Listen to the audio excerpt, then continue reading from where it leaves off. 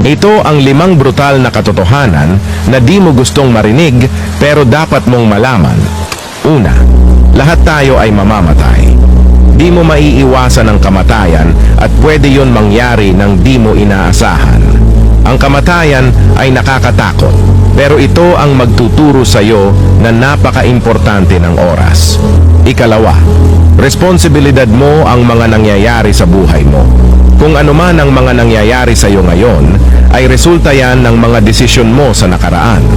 Ang buhay mo ay responsibilidad mo at walang ibang tutulong sa iyo kundi sarili mo lang.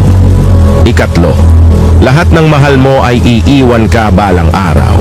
Ang mga magulang mo ay mamamatay at ang mga mahal mo ay iiwan ka pagdating ng panahon. Alam ko nakakatakot, pero ito ang magsasabi sa iyo na i-cherish mo ang bawat araw na kasama mo sila.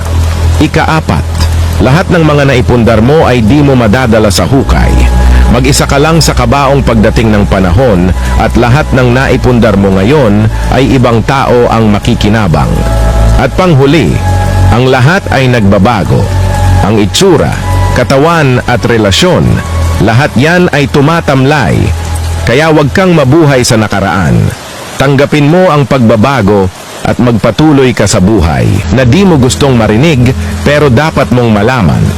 Una, lahat tayo ay mamamatay. Di mo maiiwasan ang kamatayan at pwede yon mangyari ng di mo inaasahan. Ang kamatayan ay nakakatakot, pero ito ang magtuturo sa iyo na napaka-importante ng oras. Ikalawa, responsibilidad mo ang mga nangyayari sa buhay mo. Kung ano man ang mga nangyayari sa iyo ngayon, ay resulta yan ng mga desisyon mo sa nakaraan. Ang buhay mo ay responsibilidad mo at walang ibang tutulong sa iyo kundi sarili mo lang. Ikatlo, lahat ng mahal mo ay iiwan ka balang araw. Ang mga magulang mo ay mamamatay at ang mga mahal mo ay iiwan ka pagdating ng panahon. Alam ko nakakatakot, pero ito ang magsasabi sa iyo na i-cherish mo ang bawat araw na kasama mo sila. Ika-4, lahat ng mga naipundar mo ay di mo madadala sa hukay. Mag-isa ka lang sa kabaong pagdating ng panahon at lahat ng naipundar mo ngayon ay ibang tao ang makikinabang.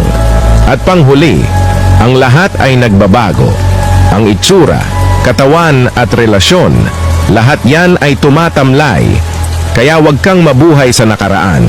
Tanggapin mo ang pagbabago at magpatuloy ka sa buhay.